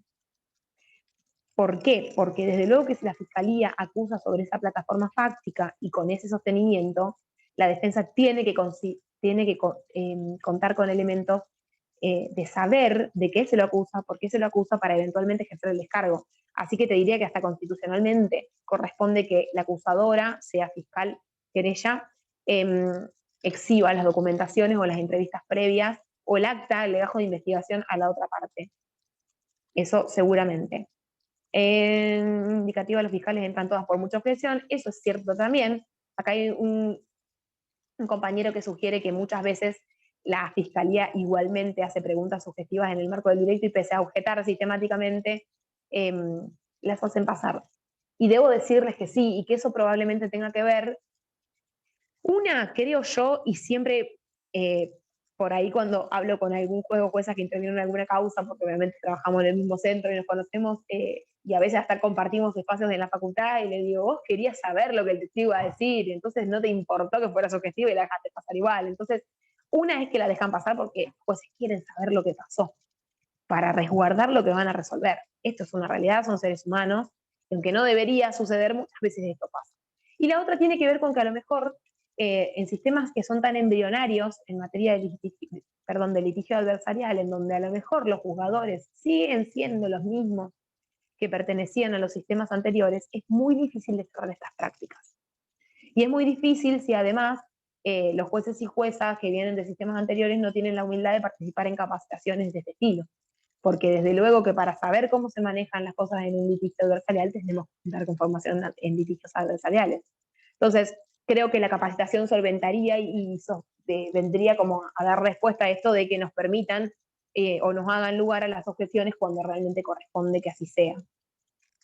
A ver, es como medio complicado el ver el chat y verles las caras. Pregunta, ¿el examen se organiza con preguntas escritas o con temas o capítulos que recomiendas? Yo lo que te recomiendo es que vos diagrames esquemáticamente tu examen directo conforme las conveniencias de tu teoría del caso. pero sí siempre son preguntas, entonces lo que podés hacer es tener una especie de borrador, guía, que yo en realidad sugiero un poco, pero no sugiero tanto porque pasa lo siguiente, cuando uno lleva un esquema de preguntas preordenadas y que está necesariamente organizado una tras otra, nos pasa que nos perdemos de escuchar la respuesta del testigo porque estamos pensando en la pregunta que sigue. Y yo les aseguro que no hay nada más perjudicial que preguntarle a un testigo algo que acaba de decir, porque el testigo se enoja, el juez nos mira como diciendo, no lo estás escuchando tu propio testigo y eso es tremendo, ¿sí? Entonces, una guía temática creo que es lo mejor, porque si nosotros dejamos formulada la pregunta concreta, que entre paréntesis nos pasa y nos pasa un montón, eh, es mucho más fructífera, porque nos va a permitir que a partir de la escucha atenta del testigo, que es uno de los ejes centrales del examen directo, que el litigante esté escuchando lo que el testigo me contestó para saber si ya dijo lo que me importa o no lo dijo, tengo que formular alguna otra pregunta para que me lo diga, es fundamental escuchar al testigo. Y en este orden yo creo que si llevamos un papel escrito nos atamos al papel, y en un litigio oral no es lo más recomendable. Por supuesto podemos tener anotaciones, ayuda a memoria, esquemáticos, pero si nos atamos como un segmento de una pregunta tras otras, digamos, estandarizadamente formuladas, y probablemente nos perdamos la escucha activa del testigo, que para mí es central. Así que bueno, recomiendo que el orden de la declaración sea estratégica y que lleguemos a anotaciones, pero no pregunta por pregunta, para que nos ate y podamos hacer una escucha activa. Establecer una estrategia de preguntas divididas en capítulos de preguntas abiertas y cerradas y pensando en la incorporación de las pruebas sería importante. Y nunca preguntar lo que no conocemos la respuesta. Desde luego, nadie en un sistema acusatorio va a un juicio a investigar. Todo lo que yo pregunto, lo pregunto porque conozco la respuesta y porque sé que esa respuesta, lejos de dañarme, me favorece. Y por eso nosotros tenemos una instancia previa de preparación de testigos, ¿sí? Porque yo no voy al juicio a hacer ninguna pregunta cuya respuesta no conozca, ni en el marco de un examen directo, ni en el marco de un contraexamen, porque así como me puede salir bien, me puede salir mal, y el costo de que me salga mal cuando yo soy la persona que pone la carita de mi cliente, o del imputado, o de la víctima, y les puedo asegurar que no es nada positivo que nos salga mal algo que se supone planificamos y diseñamos hace tanto tiempo y tan estratégicamente. Así que, bueno, ya tiene que ser parte de teoría del caso, por supuesto. Cuando yo diagramo, yo solía pensar que la diagramación de la teoría del caso era algo, cuando por ahí no conocía o no tenía la experiencia de los litigios en este tipo de sistemas, que era algo de como, bueno, voy a diseñar mi caso como a mí me gusta. No, yo voy a diseñar mi caso con la información que yo tengo. Y yo voy a diseñar mi caso inventando hechos que no voy a sacar de ningún testigo, ni de ningún objeto, ni de ningún documento, y probablemente esté yendo a perder el tiempo un debate, ¿sí? Entonces, todo lo que sucede en un litigio oral es estratégico, de la forma que separa el litigante, hasta cualquier pregunta que hace, hasta que afirma o que niega en el marco de una alegación, y hasta cómo incidenta. Todo es estratégico. Las objeciones son estratégicas, porque si la pregunta está mal formulada, pero la respuesta a mí no me va a dañar de ninguna manera porque no tiene entidad para mi teoría del caso, ¿para qué la voy a usar? Para mal predisponer al tribunal, y no sé si me conviene mal predisponer al tribunal cuando en realidad quiero que se haga eco de mis pretensiones. A todo esto yo, si ustedes quieren en vez del chat hacer preguntas activando su micrófono, me encantaría, no es que no. Yo voy leyendo porque vi mientras hablaba que iban escribiendo y bueno, quería como poder dar respuesta a todos los cuestionamientos que tenían, pero si lo quieren hacer editando el micrófono, me encanta. O sea que después nadie se anima, ¿viste? Ahí tenemos una manito levantada, Marcelo Flores. Habitalo, te escuchamos. Buenas tardes a todos. Ahí activo mi cámara, perdón. Buenas, bueno, desde ya agradecer, excelente todo este programa, me resulta muy útil. Soy de Corrientes y bueno, el 10 de noviembre se termina digamos, de iniciar la aplicación del nuevo Código Procesal Penal acá, que también tiene un total paradigma acusatorio adversarial. Y mi pregunta en razón de eso viene la siguiente. Sabemos claramente que a los debates, en la audiencia de debate, no para nada nos vamos a investigar, claramente cada uno va a utilizar la prueba que se produce ahí, a incorporar evidencia, etcétera, etcétera. Pero acá, por ejemplo, no sé cómo serán los otros códigos, tenemos un artículo que, por ejemplo, si tenemos algún tipo de información que aparece de golpe pasada las audiencias de control, y acá en este caso tenemos dos, que es la audiencia de control y la audiencia concentrada, y bueno, y ahí se determinan con qué vamos a ir al juicio. ¿Qué hacemos? Por ejemplo, esto es un caso puntual, que una persona es testigo de, por ejemplo, un hurto en la vía pública. Esto claramente no llega a juicio, pero a instancia de ejercicio, ¿no? Bueno, No esa te persona creas, desaparece. no Bueno, te creas. no debería, digamos. Lamentablemente tramitamos juicio por hurto, creo que 3 veces por semana mínimo. Bueno, entonces, bueno, no Lamentable. hace a mi Sí, sorpresa sí. también, entonces, bueno, buenísimo.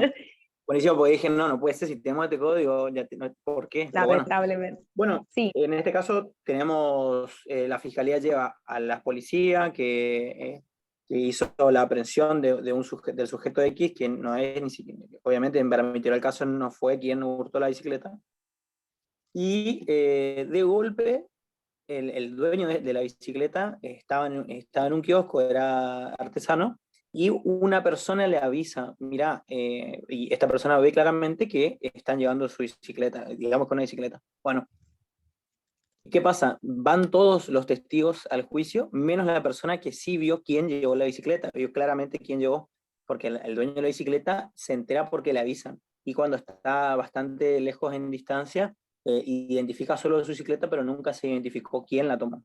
Bueno, pasado todo esto que sabemos, los actos procesales y demás, aparece de golpe la testigo que pudo ver antes del debate, digamos. Y la fiscalía quiere que entre a declarar, digamos, a atestiguar. Obviamente nosotros nos opusimos totalmente porque no pudimos entrevistarla y demás. Yo quería saber si esto pasó alguna vez en caso de Santa Fe, como está comentando vos, y si pasó, se admitió o no. bueno, primero lo que te voy a decir es que estratégicamente me parece bastante negativo que la fiscalía, pese a no encontrarla, no la haya ofrecido como testigo, porque vos podés ofrecerla igual y después te las arreglarás para ver si das con esta persona o no. Pero creo que es un error bastante importante que no la haya ofrecido en el momento oportuno. Yo creo que teniendo los datos identificatorios de la persona, y bueno, necesariamente la tenemos que llamar a juicio. Y si no tenemos los datos, tenemos que investigar para obtenerlos. Más si somos quienes estamos acusando por un hecho así. Yo creo que siendo la parte acusadora jamás iría a un juicio si no tengo una prueba de quién, digamos, la prueba contundente de la persona que dio quién desapoderó a otro. Si pretendo una sentencia condenatoria Claro, en ese sentido. Entonces, claro, si apareció después, sí. claro, esa fue la crítica, digamos, porque bueno, si la vio, si era habitud del lugar, de alguna manera sí lo podía ubicar, digamos. Pero igual esto fue en el ámbito de fue un simulacro, digamos, donde, Sí, comento, pertenezco al Club de Litigación acá de Corrientes, y nosotros, bueno, desde 2014 venimos litigando muchísimas, y este es uno de los casos que siempre se suele usar para, bueno, práctica y demás. Y bueno, y se dio justo esta situación, cada vez que se hace este juicio, siempre hay algo que surge, ¿no? Y bueno, bueno, en ese sentido, sí. nos planteamos esta curiosidad porque hay un artículo que sí que lo prevé en nuestro código nuevo, esta oportunidad, digamos, que se presenten. Y ahí nosotros, dijimos, ¿y qué pasa si pasa, digamos? Mira, nosotros lo que tenemos previsto es un escenario que va por el mismo lado que vos estás consultando, pero no es igual. Si la víctima vos la tenías identificada, tendrías que haberla ofrecido. Más allá de las situaciones que te puedan suceder después de que no la podés localizar, o que sí, que eso pasa en un montón de innumerables casos. Y si no la podés localizar antes del juicio, entonces tampoco pudiste prepararla, y si no pudiste preparar una víctima, decidí realmente si vas a llevar esto a juicio. Porque es la única persona, me refiero a víctima, pero en rigor es un testigo presencial estrella, porque era él o la única que había advertido el momento. Lo que sí nosotros tenemos regulado es la incorporación de un hecho nuevo o prueba nueva. Pero para que el tribunal en el transcurso o en el devenir del juicio haga lugar a un hecho nuevo, la parte tiene que alegar respecto de por qué toma conocimiento ahora y no antes, y además la causa del desconocimiento no puede ser nunca por una torpeza de la propia parte que la alega, ¿sí? Tiene que haber existido una razón suficiente como para que de verdad esto no se haya conocido con anterioridad, y que una vez conocida la queramos ofrecer para que también declaren el juicio. Y en este caso, si te sucediera un escenario como este, lo que yo te sugiero es que vos, como contraparte, sea que estés del lado que estés, porque esto le puede pasar tanto a una querella, una fiscalía como a una defensa, pidas que vos entonces puedas producir prueba de descargo en relación al punto sobre el que va a venir ese testigo. Porque puede pasar que esa testigo a la que están ofreciendo, tu defendido de golpe la conoce y te dice, no, ese día no estaba en un cumpleaños, además estaba con todos mis amigos en un cumpleaños. Entonces yo voy a ofrecer a todos los amigos que estaban en el mismo cumpleaños, que van a venir a contar cómo esta persona que se suponía un hecho nuevo, desconocido, en realidad ni siquiera estaba, pues estaba en otro lado. ¿Sí? O sea, nosotros tenemos que debatir ante el juez que si le va a admitir la evidencia nueva a la fiscalía, supongamos, nosotros como defensa queremos también producir prueba en relación directa a esta que se está produciendo o en relación a acreditar o desacreditar a su testigo o su testimonio. Por ejemplo, porque conocemos que a lo mejor esta persona fue condenada 3 veces por falta de testimonio. ¿Realmente vamos a hacer venir este hecho nuevo?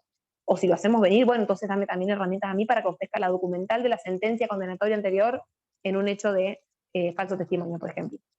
El debate es ese. Cuando una de las partes ofrece un hecho nuevo, nosotros tenemos que estar preparados como para litigar, que se nos dé lugar también a nosotros, o que incluso se nos dé un periodo para que después esta persona declare, si no la conocemos, no sabemos quién es, porque a lo mejor hasta puede ser un testigo de identidad reservada, entonces para que después de esto tengamos posibilidades, sabiendo quién es la persona y cuál es la identidad, ofrecer prueba de descargo en relación a la persona o al contenido de sus dichos. Yo creo que eso es lo que vos podrías y hasta deberías hacer como litigante. Queda clarísimo, clarísimo. Sí, también es, obviamente, en ese momento se objetó todo, se separó todo, fue todo un despeloteo, pero clarísimo. Sí. Gracias. No, por favor. Hay otra pregunta en el chat que dice, preguntas de acreditación y qué otras preguntas. No, yo lo dividí en dos grandes, digamos, grupos, pero en rigor no es que tampoco técnicamente se llamen así, pero sí son el bloque de acreditación y el bloque de seguimiento, el que este que, digamos, nos disponemos a hacer preguntas que permitan al testigo ir dando cuenta de los hechos que fueron sucediendo.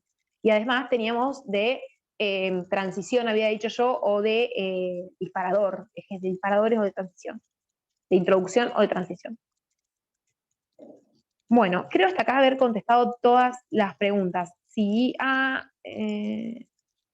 esto ya la contesté. Bueno, si alguien más quiere hacer alguna pregunta, activar su audio, hacer algún comentario, bienvenido seis. Si no, empezamos con la segunda parte, que es bastante extensa, pero vamos a tratar de acotarla a lo más importante, que es la de contraexamen. Vamos con contraexamen entonces, ¿no? No hay nada en el chat. Perfecto. Bien, entramos en el terreno del contraexamen. El contraexamen también son preguntas, pero en este caso la formula la parte contraria a la que ofreció el testigo.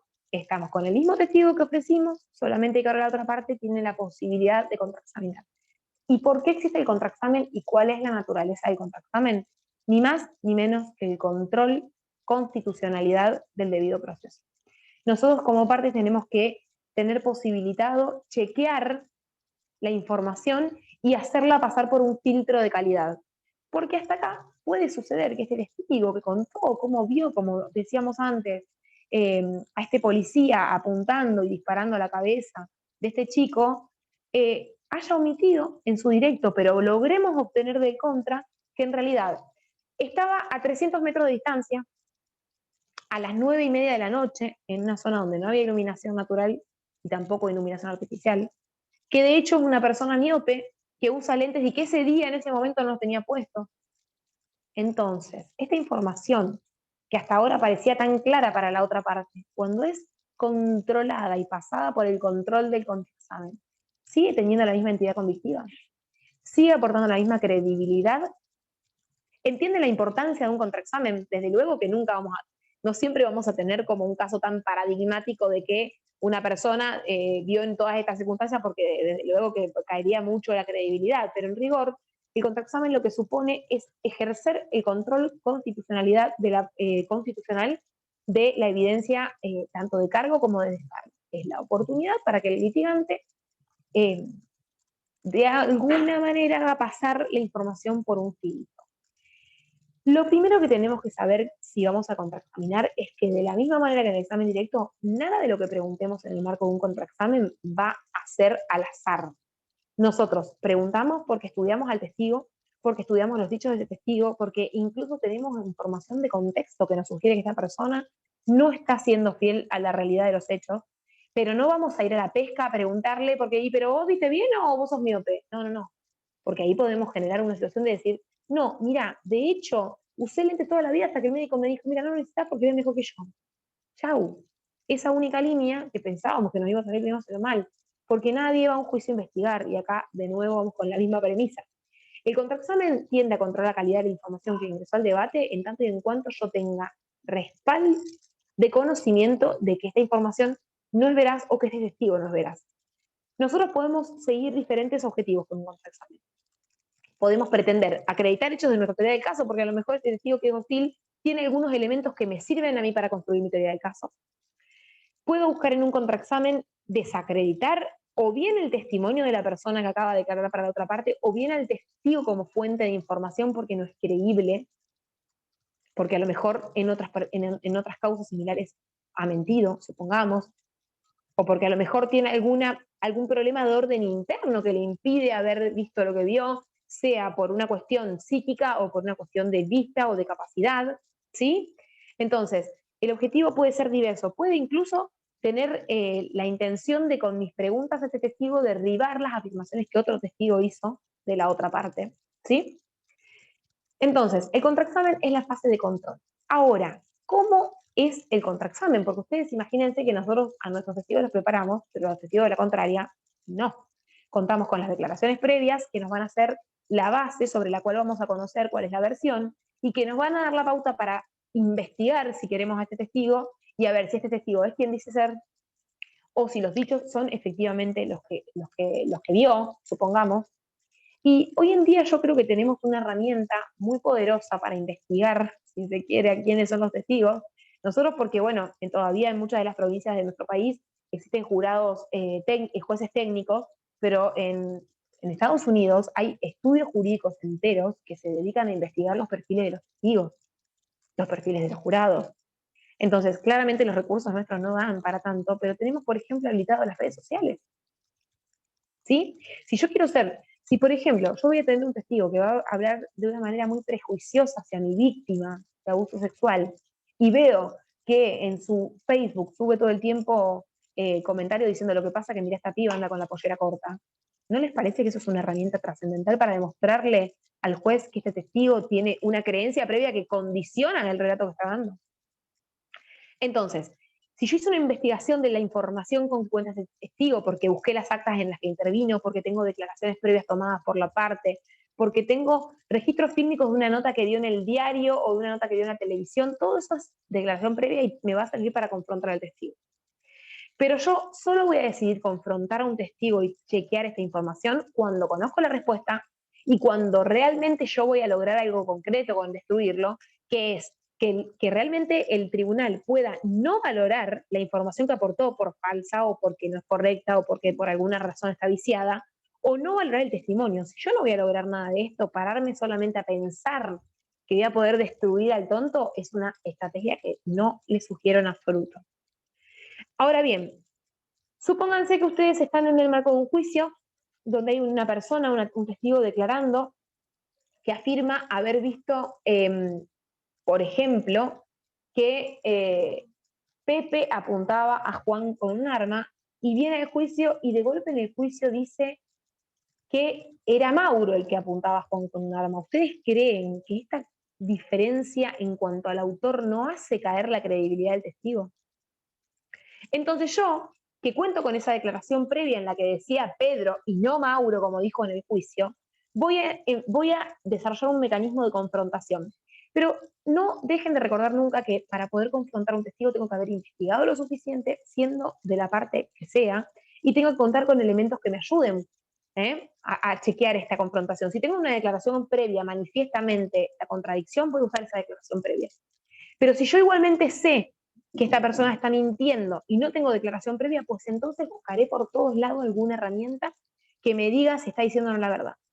Y en esto les voy a dar un consejo muy importante para cuando se litiga con testigos que son policías. En las causas en que se forman, en que se arman causas, se plantan armas, que por ahí son las causas armadas más comunes, se dibuja lo que fue un procedimiento policial que consistió en violencia institucional. Nosotros tenemos un trabajo muy importante que es buscar los antecedentes y el legajo policial del personal policial. Como ustedes saben, en las fuerzas policiales cada empleado tiene un legajo personal que acredita si tiene faltas, si cometió algún tipo de infracción, si tiene sanción, si incluso ha sido condenado por algún delito, por algún hecho en concreto. Entonces, Si yo no tengo esta información a disposición y justamente este testigo del policía que está mintiendo respecto de lo que estaba pasando con mi defendido, a quien yo sostengo que le plantaron este arma, yo tengo que buscar elementos que me ayuden a decirle al juez que esta persona está mintiendo. ¿Sí? Entonces, ¿yo qué voy a hacer? Quizás, si yo sé que está mintiendo y justo conseguí el legajo policial y en el legajo policial me salta, que fue sancionado por un procedimiento que no se llevó conforme a las reglas que la policía establecía que debía llevarse. Si estuvo presente en un enfrentamiento donde murió un chico que era perseguido. Si el legajo policial me da cuenta de que fue notoriamente sancionado por falsedad de un acta. Ustedes piensan que esto realmente no va a ser importante para demostrarle al juez que en este caso puntual está creando un caso que no existió. Pero si yo no investigué a ese policía, no pedí sus antecedentes a la división de personal de la policía del lugar que se trate, no voy a contar con esta información. Entonces, importantísimo esto, y lo digo más en causas de esta índole que están más emparentadas con la violencia institucional, porque tenemos un registro de sanciones y podemos acceder. ¿Sí? Entonces, importantísimo que nosotros nos hagamos de toda la información que nos pueda llegar a ser de utilidad.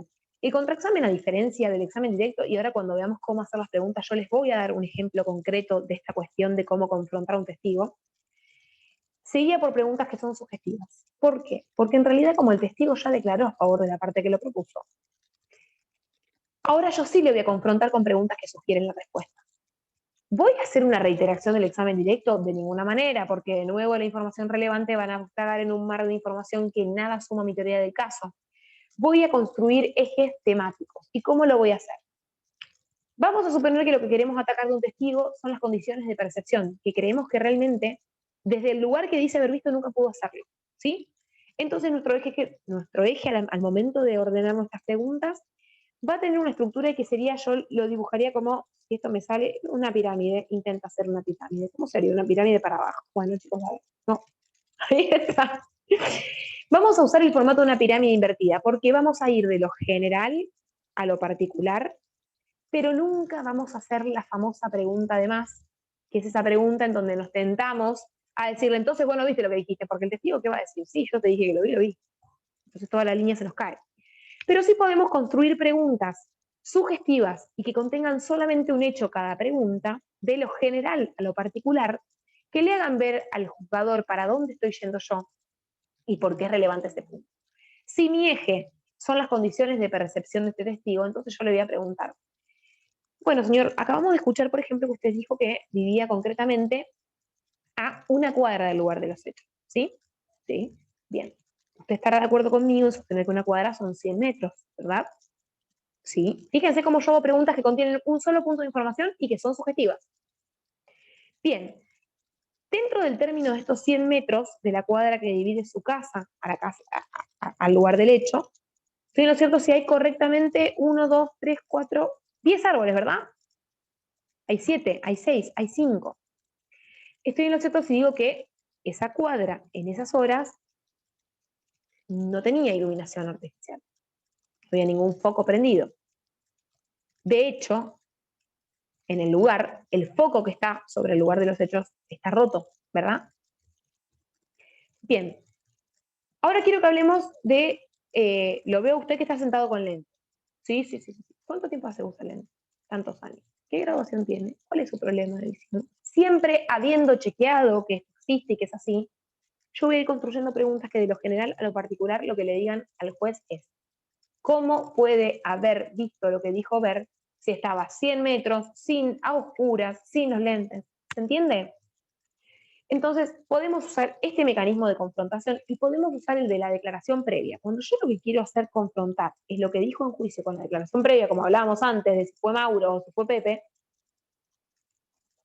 y en la declaración previa consta una afirmación diferente a la que acaba de dar en juicio, yo voy a usar el mismo mecanismo que se acuerdan que vimos hace un rato para refrescar memoria con la declaración previa, pero en este caso va a ser para evidenciar una contradicción. Y acá, en vez de hacer preguntas abiertas para legitimar la declaración que dio, por ejemplo, en sede de la Fiscalía, yo las voy a usar sugestivas. Usted ya declaró por este caso. De hecho, fue citado a la Fiscalía. 3 veces acudió a la Fiscalía. Las 3 veces a contar lo que había visto. En las 3 oportunidades usted dijo la verdad. Usted no está mintiendo, usted acaba de prestar juramento, de hecho. Y concretamente contó todo lo que vio. Ni más ni menos que lo que vio. Cada vez que hago una pausa vendría a hacer la respuesta del testigo, pero no tengo con quién hacer el roleplay, así que trato de hacerlo así, pero quiero decir, son un hecho por pregunta, ven que voy construyendo. Y ahí dijo la verdad, entonces ya nos dijo que sí. Bueno, concretamente, esto que yo le muestro es su declaración, ¿verdad? Y esta que está acá la firma usted. Esta es una de esas tres que dio en la fiscalía, ¿no es cierto? Bien, ¿puede leer en voz alta lo que dice esta frase? Pepe fue el que disparó. A ver, nosotros no pretendemos que el escrito que el testigo acaba de leer se convierta en un hecho probado, porque la prueba es lo que dice el testigo en la sala de audiencia. Pero ¿cómo creen que va a impactar en la credibilidad a los fines de cómo van a valorar estos jueces su credibilidad? Una persona que dijo en la sala que el autor de los hechos fue Mauro, cuando en la oportunidad de declarar en la fiscalía dijo que fue Pedro. ¿Entienden cuál es el impacto del contraexamen? Esta información que tan clara y concisa parecía venir del otro lado, de la otra parte, de golpe se encuentra con un mecanismo de confrontación. Y cuando nosotros hagamos esto con un policía, y digo mucho el tema del policía porque verdaderamente hemos tenido muchos casos en los que pidiendo el historial, digamos, o el legajo personal de los policías, hemos descubierto cuestiones que nos han valido para litigar y para ganar casos con esto. Me acuerdo en un caso nosotros sosteníamos que habían plantado un arma a una persona y el personal policial que se había sentado a declarar habíamos pedido informes porque no nos cerraba lo que nos decía nuestro defendido en relación a lo que había pasado según el personal policial y según el acta de procedimiento, que desde ya les digo, ningún acta es prueba. El acta constituirá lo sumo una declaración previa que podrá ser usada de cualquier manera como cualquier otra declaración previa, pero no es documento que ingresa al debate, salvo casos excepcionales, que si quieren después lo vemos. Nosotros pedimos las hojas de servicio a esta persona y había tenido un problema anterior por una causa rara que parecía que se inició un procedimiento a alguien que no correspondía iniciar. Y esta persona también tenía una sanción, no me acuerdo concretamente por qué era, pero bueno, supongamos que había sido sancionado 3 veces por faltar al trabajo. Supongamos, pues no lo recuerdo. Nosotros, en el momento del contraexamen, que sabíamos esto porque habíamos pedido su legajo personal, le dijimos, bien, contó que hizo las cosas de esta manera, porque usted es policía hace 10 años. Usted conoce los deberes que tiene un policía, sabe la importancia que tiene ser sincero en el marco de un procedimiento. Usted sabe cómo hacer para llevar regularmente un procedimiento a cabo. Pero estoy en lo cierto si digo que usted en el procedimiento tal, de fecha tal, no lo llevó a cabo. Estoy en lo cierto si digo que usted concretamente fue sancionado por no llevar ese procedimiento en legal forma. Si acá el testigo me dice a mí que no es cierto, y yo cuento con el legajo de servicio que da cuenta de que eso efectivamente existió, yo puedo generar un incidente. Y esto se los quería contar porque me parece que en este tipo de litigios es importantísimo que sepan que cuenta con esta herramienta. El incidente que voy a abrir es el de prueba sobre prueba. Y esta incidencia que me va a permitir a mí. Si el testigo acaba de contestar falsamente una pregunta cuya respuesta verdadera nosotros tenemos, entonces lo que vamos a decirle al juez es: su señoría, voy a incidentar por prueba sobre prueba, voy a pedir que en este momento se admita que venga a declarar a alguien de división personal respecto del contenido del legajo de esta persona, porque mal podríamos haberlo ofrecido en la preliminar, porque mal podríamos haber adivinado que esta persona vendría a mentir, suponemos que la gente viene a decir la verdad, y además porque contamos con información diferente a la que esta persona está brindando un juicio bajo juramento.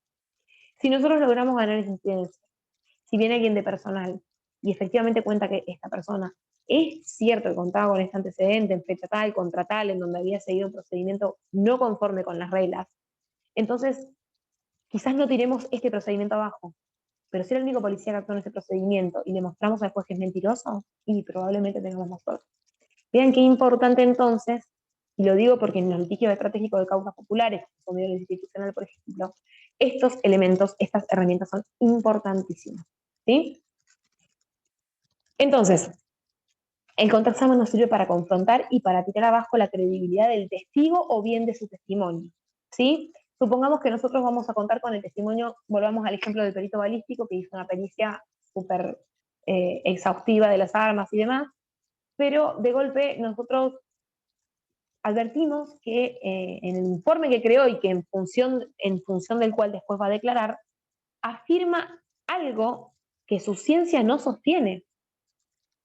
o que es diferente a lo que firmó en algunos informes. Yo entonces, sabiendo eso, voy a contraexaminarlo en ese sentido, en ese aspecto, en ese área, y eventualmente si me miente voy a incidentar con prueba sobre prueba para traer el informe de la causa anterior donde dijo lo contrario respecto al mismo hecho, del mismo punto, perdón. ¿Sí? O voy a estudiar respecto de esas ciencias si verídicamente esto existe, me voy a asesorar con algún perito de parte o como pueda, y eventualmente lo que voy a hacer ahí es confrontarlo con esa información que yo tengo, y si no me la permiten ingresar, y si no, el testigo no da cuenta efectivamente de que esa información con la que cuento es real, voy a incidentar de nuevo prueba sobre prueba, como habíamos hablado hace un momento respecto del policía. ¿Sí? Entonces, el contraexamen, como dije, puede tener distintos puntos. Si yo lo que pretendo es que este testigo, que no es tan hostil a mi teoría del caso, me brinde información que sí me sirve para mi teoría del caso, voy a hacer preguntas de un solo punto que me sirvan a mí. Pero si voy a hacer eso, no lo voy a desacreditar ni como testigo ni de testimonio, porque yo mal puedo valerme de una afirmación que me sirvió para la teoría del caso si estoy deslegitimando a un testigo. A mí me va a servir que sea creíble porque ese hecho que está diciendo, pese a ser del testigo de otra parte, favorece a mi teoría del caso. Entonces no lo voy a deslegitimar porque me sirve lo que dice. ¿Se entiende?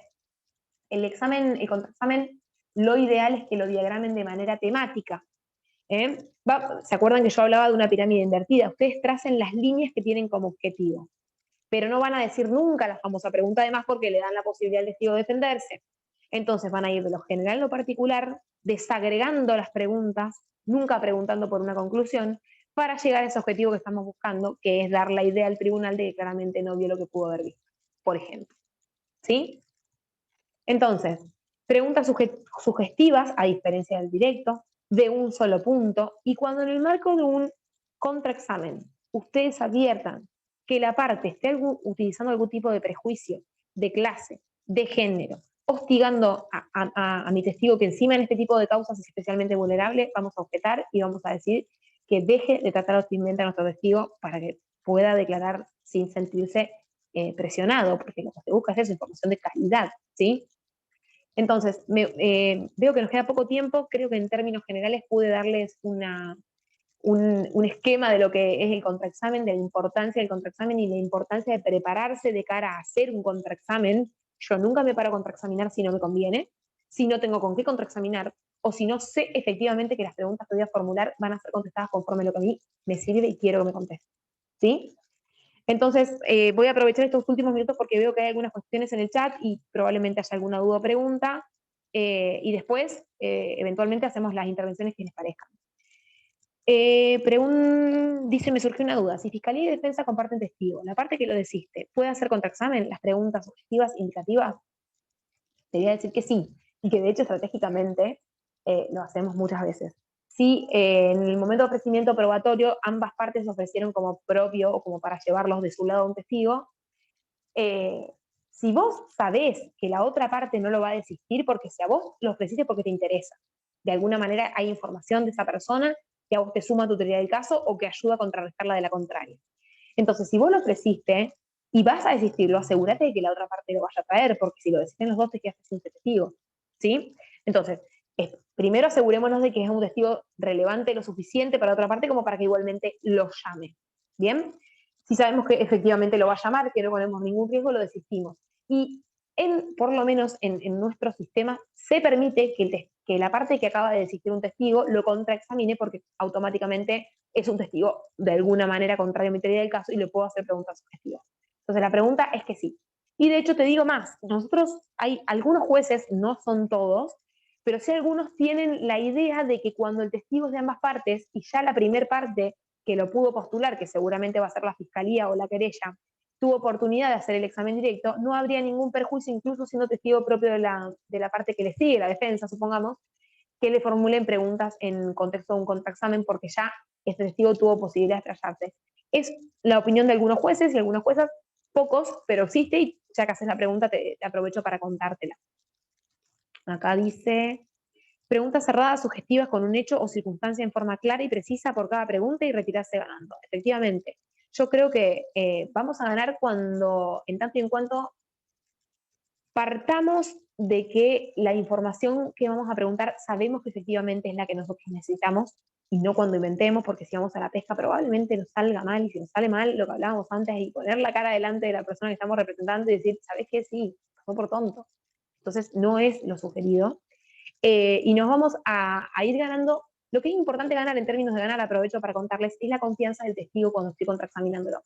Porque el testigo se va a dar cuenta que yo claramente o lo estoy queriendo hacer pisar el palito, o lo estoy queriendo de alguna manera cuestionar como persona o cuestionar su relato. Y nadie va a querer ser cuestionado. Entonces, yo lo que tengo que empezar en las preguntas generales es ganándome la confianza. Supongamos un policía que viene a juicio a contar que la persona a la que aprendieron gritaba, sí, fui yo, fui yo. O sea, está prácticamente condenando a la persona que defendemos. Pero de golpe nos fijamos y en el acta de procedimiento no hay ninguna frase que diga fui yo, fui yo.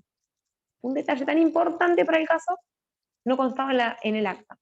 Entonces nosotros que queremos ganarnos primero la confianza de este testigo y lo queremos agrandar para que sea condescendiente con lo que le vamos a ir diciendo, probablemente tengamos que preguntarle, ¿usted conoce el trabajo que hace una policía? ¿Usted sabe la importancia que tiene el acta de procedimiento en todo proceso? Usted sabe incluso que el acta de procedimiento es la madre de una investigación, que de hecho el fiscal, muchas de las averiguaciones que hacen las hace en función de las constancias del acta. Y usted sabe que en el acta tiene que poner circunstancias ciertas, sí, circunstancias importantes para la causa, sí, circunstancias esclarecedoras del hecho, sí.